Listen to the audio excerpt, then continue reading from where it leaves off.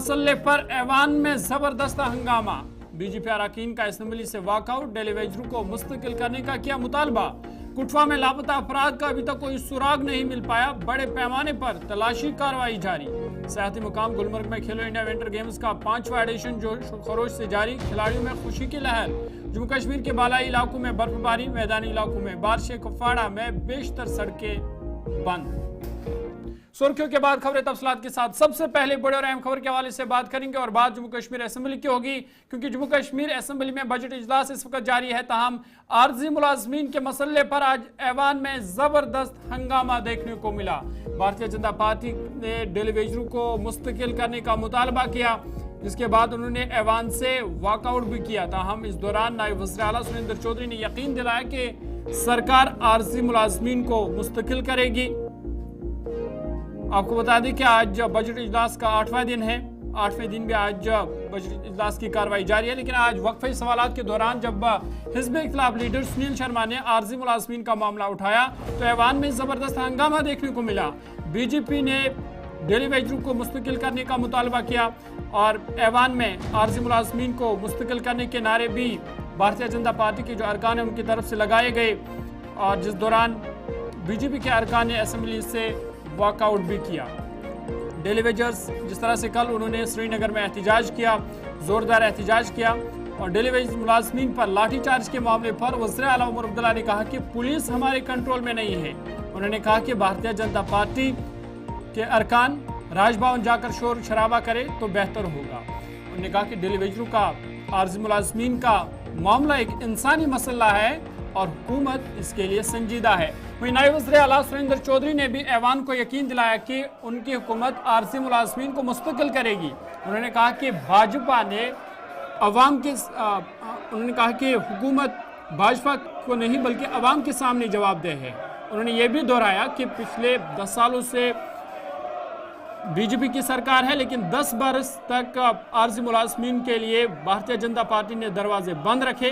ताहम उन्होंने कहा कि उमर अब्दुल्ला सरकार ने जो वादा आर्जी मुलाजमीन के साथ किया है वो पूरा किया जाएगा। इसके अलावा आज भी कई अरकान असेंबली ने सवाल पूछे, इलाकाई मसले उठाए, जिसका वज़रा ने जवाब भी दिया। आर्जी मुलाजमीन के मामले पर हंगामा देखने को मिला। उमर अब्दुल्ला ने आर्जी मुलाजमीन के हवाले से क्या कुछ कहा वो आपको सुना। आप कहते हैं बजट में ये चीज नहीं रखी गई है, वो नहीं रखी गई है। बजट पर इस वक्त बहस रवान है, चल रही है बहस, और आपकी पार्टी की तरफ से एक लिस्ट आने वाली है। कौन कौन बोलेगा, जो बोलेगा अगर आपको ही तय मिलेगा आप बोलिए और डिटेल में बोलिए। इस वक्त जल्दी में 2 बात करते हैं, उसका जवाब नहीं मिलेगा, उसका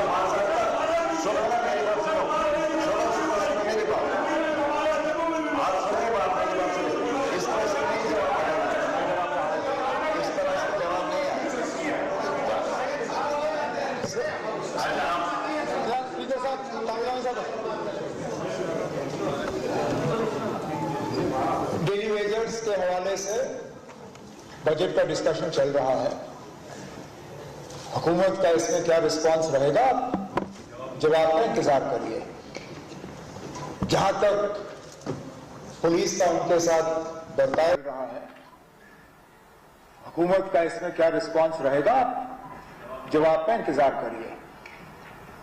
जहां तक पुलिस का उनके साथ बर्ताव जो रहा उसके हवाले से रंधावा साहब शोर कर रहे हैं, मैं उनको याद दिलाता हूं कि बदकिस्मती से पुलिस के ऊपर ना आपका कंट्रोल है ना मेरा। ये शोर इस हाउस के अंदर करने के बजाय बेहतर होता यहां से कुछ ही किलोमीटर दूर, जहां से कंट्रोल उन पर रहता है, ये बात आप वहां जाके कर लेते कि क्यों मारा। हमारे कहने पे नहीं मारा गया, ना इनके साथ ये बर्ताव होना चाहिए था। मैं आज भी कहता हूं, ये मुलाजिम हमारे हैं, ये मुलाजिम हमारे हैं, इनके इशू जेन्युइन है। ये एक फाइनेंशियल इशू नहीं, ये ह्यूमैनिटेरियन इशू है। इनको ह्यूमैनिटेरियन तौर पे इनके साथ बर्ताव होना चाहिए था। लाठियां इनके ऊपर नहीं बरसाई जानी चाहिए थी। अब मैं उम्मीद करता हूं कि जो कंसर्न आपने यहां जाहिर किया, जिस कंसर्न को पूरा हाउस जो है मानती है, ये बात जो है हमारे पुलिस के कानों तक पहुंच गई होगी।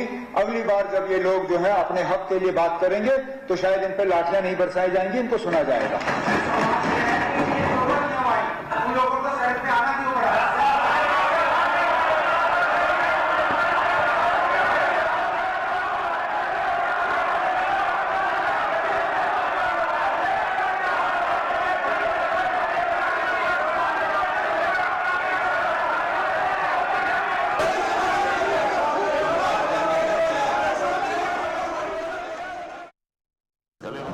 वैसे भी जूही में आपको वैसे ही परेशानी होती है,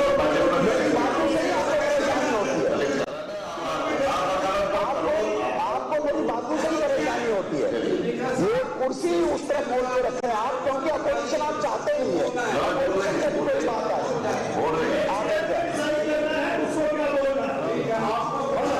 आप उधर बैठ जाए, फिर जो आपने रूलिंग दे दी वहां से दीजिए।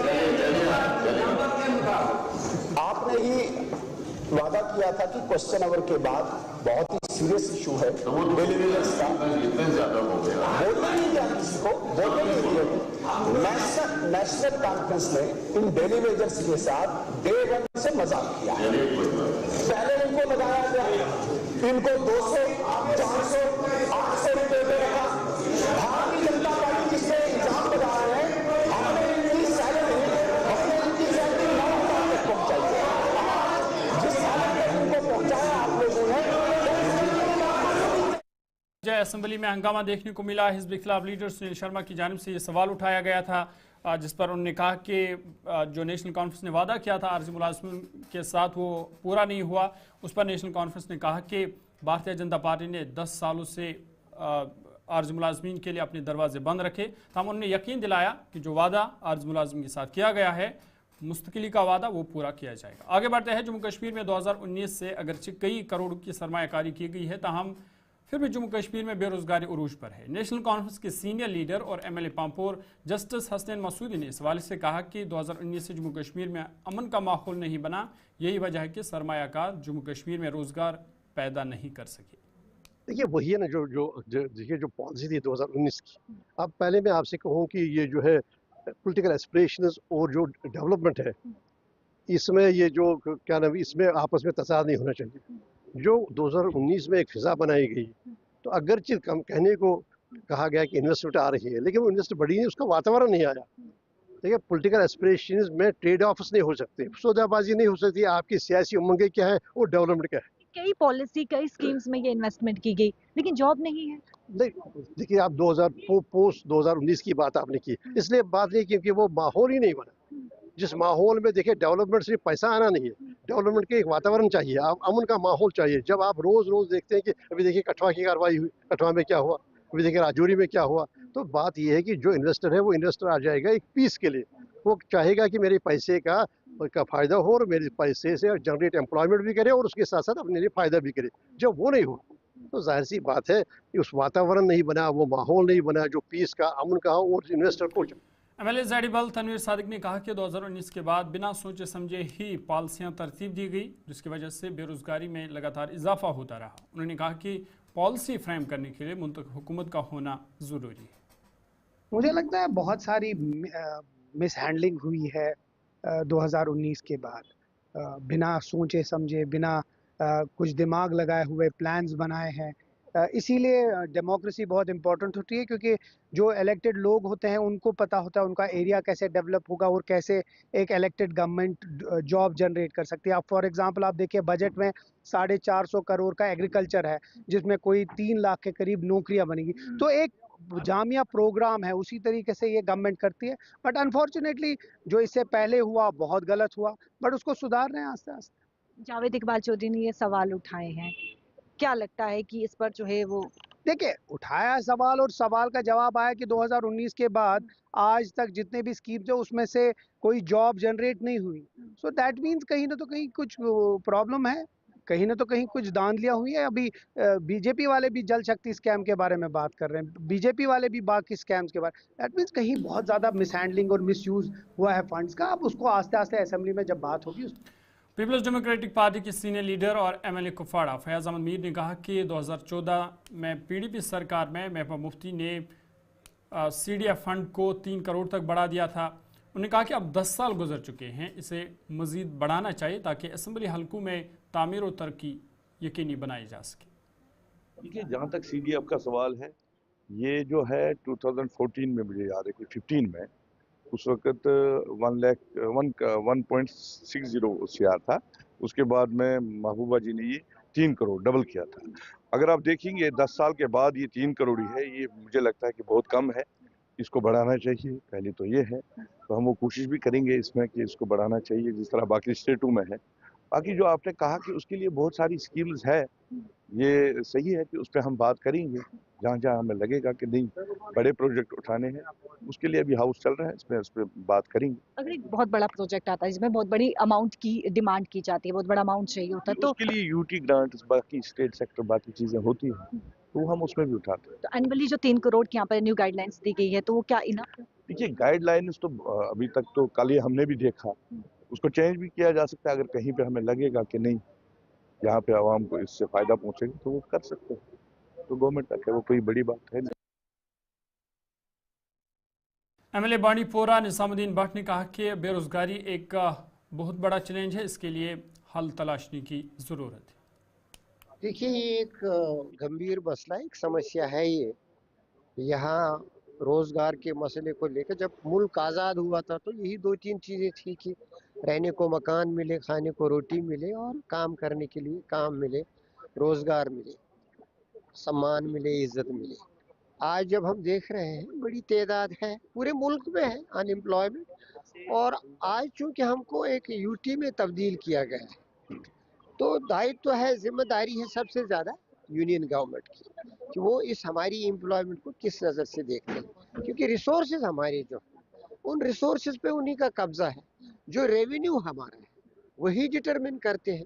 जो टैक्स रिजीम है सेंटर की है, यहाँ लोकल टैक्सेस में कुछ नहीं होता। नेशनल कॉन्फ्रेंस ने ये क्लेम किया है कि इस समय जम्मू कश्मीर में अनएम्प्लॉयमेंट। देखिए, मैं वही कहने जा रहा हूँ, नेशनल कॉन्फ्रेंस ने, हमने, सबों ने ये कहा है कि अनएम्प्लॉयमेंट को एड्रेस किया जाएगा, लेकिन मदद कौन करेगा? हम एक मुल्क का हिस्सा है, हम अलग नेशनल कॉन्फ्रेंस अलग है या कांग्रेस अलग है, यहाँ कोई जमात जो आसमान से लाए रिसोर्स, और ये मुल्क की एक मुश्तरका जिम्मेदारी, यूनियन गवर्नमेंट और हमारी मुश्तरका जिम्मेदारी है। वो सहायता करे तो मसला हल होगा, वो सहायता नहीं करे तो यहाँ नेशनल कॉन्फ्रेंस से मिलके कांग्रेस अपने वसाइल को जोड़ने की कोशिश करके अनएम्प्लॉयमेंट को आहिस्ता आहिस्ता एड्रेस करेगी। जो यूथ है इस समय वो चाहते हैं कि उन्हें नौकरी मिले, काम करें, लेकिन अनएम्प्लॉयमेंट दिन प्रतिदिन चाहे वो बढ़ता है। वही मैं कह रहा हूँ, यूथ हमारा भविष्य है। यूथ बेरोजगार नहीं रह सकता, यूथ काम के बगैर नहीं रह सकता। How will they contribute to their own selves, families and to the entire country? चलिए आगे बढ़ते और एक बड़ी खबर की बात करते हैं और आपको बता दें कि कुटवा में मजीद 2 लड़कों के लापता होने का जो मामला है, अभी तक भी उनका सुराग नहीं मिल पाया है। बड़े पैमाने पर तलाशी कार्रवाई जारी है और आपको बता दें कि इलाके में इस वाले से खौफ हिरास का माहौल भी देखा जा रहा है। सिक्योरिटी फोर्स को चंद रोज़ कबल 3 नौजवानों की लाशें मिलने के बाद इलाके में खौफ हिरास फैल गया था और अब कुटवा में 2 और कामुमन नौजवान लापता हो गए हैं, जिससे तशवीश में मजीद इजाफा हो गया है। मोहम्मद दीन और रहमान अली नामी ये दोनों नौजवान आखिरी बार राजबाग के इलाके में देखे गए थे। हुकाम ने मामले से मुतल्लिक एफआईआर दर्ज करके लापता नौजवानों के लिए कल से ही सर्च ऑपरेशन शुरू कर दिया, लेकिन अभी तक भी कोई सुराग नहीं मिल पाया है। इधर आपको बता दें कि आज DIG JKS range Shiv Kumar Sharma ने राजबाग मरहिन का दौरा किया और लापता लड़कों के अहलखाना से उन्होंने मुलाकात की है। डीआईजी के हमरा DSP बॉर्डर धीरज कटोच, SHO राजबाग अजय चिप भी मौजूद थे। उन्होंने अहलखाना को यकीन दिलाया कि उन लापता लड़कों की तलाश के लिए तमाम मुमकिन इकदाम किए जाएंगे। आज दूसरा दिन है और बड़े पैमाने पर तलाशी कार्रवाई जारी है ताकि ये जो अफराद या नौजवान मिसिंग है उनको बाजियाब किया जाए। ताहम अभी तक भी इस वाले से कोई सुराग नहीं मिल पाया है, लेकिन बड़े पैमाने पर तलाशी कार्रवाई जो है वो जारी है और कहीं ना कहीं इस हवाले से इलाके में खूब हिरास का माहौल भी है, क्योंकि इससे पहले भी 3 लोग लापता हुए थे, फिर उनकी लाशें मिली। इस पर मज़ीद बातचीत करेंगे, सीधा आपको कुटवा लिए चलेंगे। हमारे नुमाइंदे उत्तरन शर्मा हमारे साथ है। बहुत शुक्रिया उत्तरन शर्मा, ज्वाइन करने के लिए। अपडेट कीजिएगा कल से लेकर अभी तक का क्या कुछ सूरत हाल रही है वहाँ इलाके में, और क्या अभी तक कोई सुराग मिल पाया है उन दोनों का? जी जरूर, अभी तक सुराग तो कोई नहीं मिल पाया है, परंतु जिस तरह से आज जम्मू कठुआ सांबा रेंज के डीआईजी शिव कुमार शर्मा वहां पर पहुंचते हैं और परिवार वालों से मिलते हैं, और परिवार वाले बस यही कह रहे हैं जी, नहीं बताई है कि 27 फरवरी से ये बच्चे लापता हैं। अभी ये बताया जा रहा था हफ्ते से, परंतु ये 27 फरवरी से ये बच्चे लापता है और 27 फरवरी को इनकी मिसिंग की रिपोर्ट जो है राजबाग पुलिस थाने में लिखवाई जाती है। और परिवार वालों ने साफ तौर पर कहा है कि पुलिस जो है इतने सही तरीके से जांच नहीं कर रही है। जब ये खबर सामने आई है, जब सोशल मीडिया प्लेटफॉर्म पर या टीवी चैनल पर ये खबर टेलीकास्ट हुई है, उसके बाद ही जो है पुलिस ने कमर कसी है और पुलिस ने जो है अपना सर्च अभियान में जो है वो तेजी लाई है। और आज डीआईजी जेके शिव कुमार शर्मा ने यह भी कहा कि हमने सभी बच्चों के, मतलब दोनों बच्चों के जो है वो फोटो जो है वो हर जगह सर्कुलेट है और हम जल्दी से जल्दी जो है इन बच्चों को ढूंढ निकालेंगे। परंतु सबसे बड़ा सवाल ये भी उठता है कि 27 फरवरी से ये बच्चे लापता है और आज जो है लगभग 10-12 दिन हो चुके हैं और अभी तक कोई सुराग क्यों नहीं मिल पा रहा पुलिस को। बिल्कुल उत्तरन, जिस तरह से हम देख रहे हैं कि लगातार ये लापता होने का सिलसिला वहाँ पे जारी है। पहले भी 3 लोग लापता हुए थे, बाद में बदकिस्मती से उनकी लाशें मिली, मजीद 2 लोग हैं। तो क्या अभी तक कुछ इस वाले से सुराग मिल पाया कि कौन लोग इसके पीछे हैं? और चूंकि 15 दिनों से ये 2 बच्चे जो है ये भी लापता है। जी देखिए, कहीं ना कहीं अगर हम बात करें सुराग की, तो परिवार वालों का ये कहना था कि हमें शक है कि हमारे बच्चों को जो है वो किडनैप किया गया है। शायद ये हम इसे जो है दूसरा रंग भी दिया जा रहा है। तो परंतु परिवार वाले कह रहे हैं कि किडनैपिंग की अगर घटना सामने है, अगर हम पुलिस को 27 तारीख को जो है रिपोर्ट देते हैं, तो पुलिस इतनी लेट क्यों कार्रवाई कर रही है, इतनी लेट क्यों सर्च ऑपरेशन चला रही है, जब मीडिया में खबर दिखाने के बाद जो है पुलिस ने जो है वो कार्रवाई करना शुरू की है। और अगर हम बात करें बच्चों के सुराग की, बच्चों के जो स्कूल है, यहाँ पर एक बच्चा स्कूल में पढ़ता था, उनसे भी बात की है तो उनका कहना था कि बच्चा जो है वो काफी अच्छे थे, ना ही किसी से लड़ते थे झगड़ते थे, बल्कि पढ़ने में भी अच्छे थे। और उसके साथ साथ ये सबसे बड़ी बात ये है कि ये जो एरिया है ये बिल्कुल पीसफुल एरिया है, राजबाग थाना के बिल्कुल नजदीक ही पड़ता है हरदो मुट्ठी। यहाँ ये बिल्कुल पीसफुल एरिया है और यहाँ से 2 नाबालिगों का गायब हो जाना बहुत बड़ी चिंता का विषय है। पहले 3 नागरिक जो है लोही मल्हार से गायब होते हैं। क्या इस हवाले से जो तहकीकात चल रही है, क्या अहलखाना से पूछताछ हुई है, रिश्तेदारों से या दोस्तों से पूछताछ हुई है, या किस तरह की कोई गिरफ्तारी हुई है अभी तक?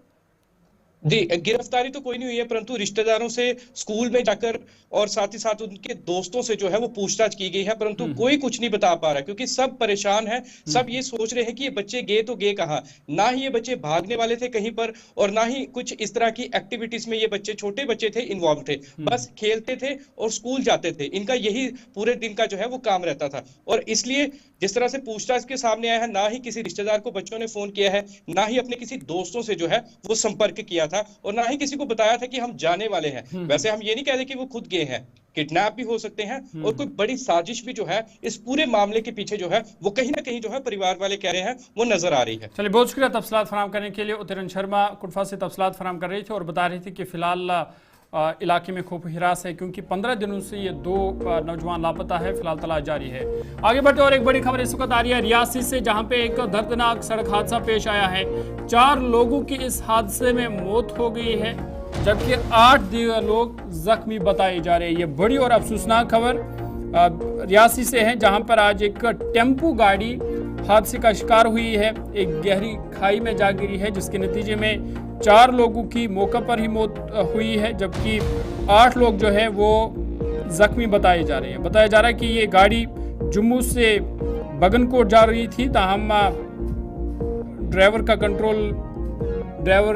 के कंट्रोल से गाड़ी बाहर हो गई और एक खाई में जा गिरी, जिसके नतीजे में 4 लोगों की मौका पर ही मौत हो गई है, जबकि 8 दीगर लोग इस हादसे में जख्मी हुए हैं। मुकामी लोगों की मदद से जख्मियों को फौरी तौर पर इलाज के लिए नज़दीकी अस्पताल मुंतकिल कर दिया गया है, जहां पर उनका इलाज जारी है। बताया जा रहा है कि हलाकतों में इजाफा भी हो सकता है, क्योंकि 8 लोग हैं जो अभी भी जख्मी हैं, ज़ेर इलाज हैं। और 4 लोगों की मौका पर ही मौत वाक़ा हुई है। ये अफसोसनाक खबर रियासी से, जहां पर इससे पहले भी हम देख रहे हैं कि लगातार इस तरह के हादसा पेश आते हैं। आज और एक हादसा टेम्पो गाड़ी को पेश आया है। टेम्पो गाड़ी गहरी खाई में गिरने से 4 लोगों की मौके पर ही मौत वाक़ा हुई है, जबकि 8 मजीद लोग जख्मी बताए जा रहे हैं।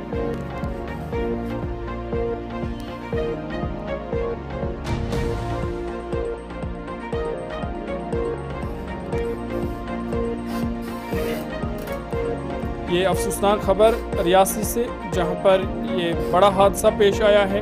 फिलहाल मुकामी लोगों और रज़ाकार तंजीमों की तरफ से जो ज़ख्मी अफराद हैं उन्हें इलाज के लिए नज़दीकी अस्पताल मुंतकिल कर दिया गया है और उनका इलाज जारी है।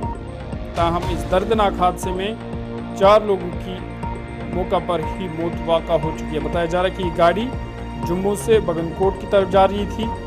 ताहम गाड़ी ड्राइवर के कंट्रोल से बाहर हो गई, जिसके नतीजे में एक गहरी खाई में गाड़ी जा गिरी और नतीजे में इतना बड़ा नुकसान हुआ है। 4 लोगों की मौका पर मौत वाक़ा हुई है, जबकि 8 लोग इसमें जख्मी बताए जा रहे हैं।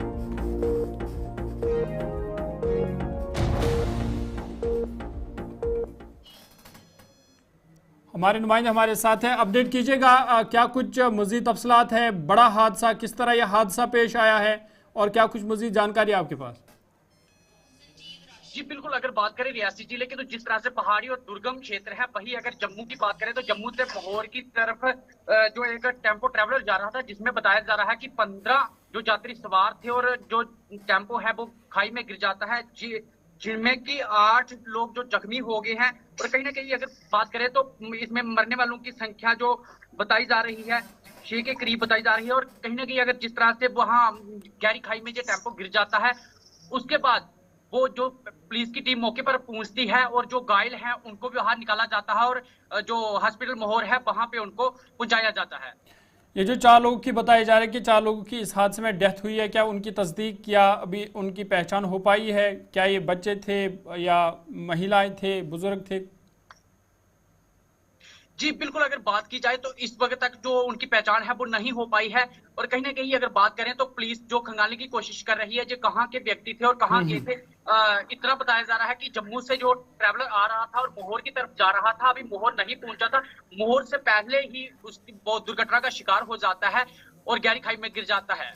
चलिए, बहुत शुक्रिया तफसीलात फराम करने के लिए। संजीव परिशर तफसीलात फराम कर रहे थे और बता रहे थे कि भयानक हादसा रियासत में पेश आया है, जिसके नतीजे में 4 लोगों की मौत जबकि 8 दीगर जख्मी बताए जा रहे हैं। आगे बढ़ते हैं, बात खेलो इंडिया गेम्स के हवाले से करते हैं और आपको बता दें कि सयाहती मकाम गुलमर्ग में खेलो इंडिया विंटर गेम्स का 5वां एडिशन जोश व खरोश से जारी है।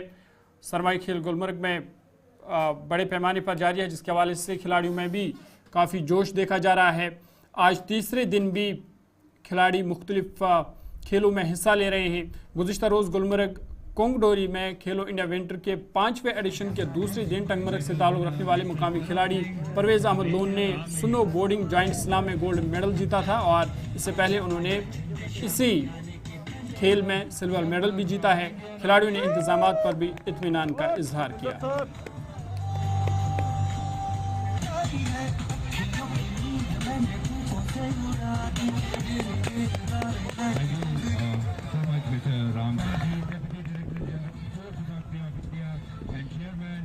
मेरा नाम तंजिन डोलमा है और मैं हिमाचल टीम से खेली हूँ। मैं हिमाचल से बिलोंग करती हूँ और मेरा गेम है हमारा स्की माउंटेनियरिंग में। तो ओवरऑल बहुत अच्छा था, यहाँ पे ऑर्गेनाइजिंग बहुत अच्छा था, स्लोप बहुत अच्छा था। तो मतलब और आज मेरे को गोल्ड मिला तो बहुत अच्छा मज़ा आया। खेलो इंडिया बहुत बड़ी प्लेटफॉर्म है, यहाँ पे एक खुद को रिप्रेजेंट करना भी एक बहुत बड़ी बात है। तो मतलब खेल मिनिस्टर से ये है कि अगर इस इवेंट को और अच्छे से करवाए जाए तो। मेरा नाम विकार अहमद लोन है, मैं टीम J&K से हूँ। आज स्नो बोर्डिंग का जेंट्स स्लालम रन था जिसमें ऑलमोस्ट 35 एथलीट्स ने पार्ट लिया। एंड थैंकफुली जे.एंड.के ने आज इसमें फिर से एक गोल्ड निकाला। जे.एंड.के को रिप्रेजेंट करता हूँ। आज जो हमारा इवेंट था सो जेंट स्लालम कहते हैं। ऑलमोस्ट हमारे यहाँ 35 पार्टिसिपेंट्स थे, ऑल ओवर इंडिया से आए थे और मेरी भी शायद से 12th या 13th पोजीशन रही है।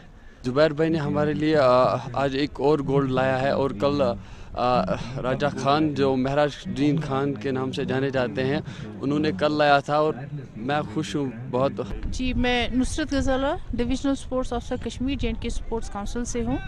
आज हमारे खेलो इंडिया 5th एडिशन के दूसरे दिन की जितनी भी एक्टिविटीज़ हो गई उसमें हम चलिए अभी तक के ताज़ा उर्दू खबरनामे में फिलहाल मेरे साथ इतना ही। अपने मेज़बान ज़ुखरुल को इजाज़त दीजिए। मज़ीद खबर और अपडेट्स के लिए आप देखते रहिए गुलिस्तान न्यूज़।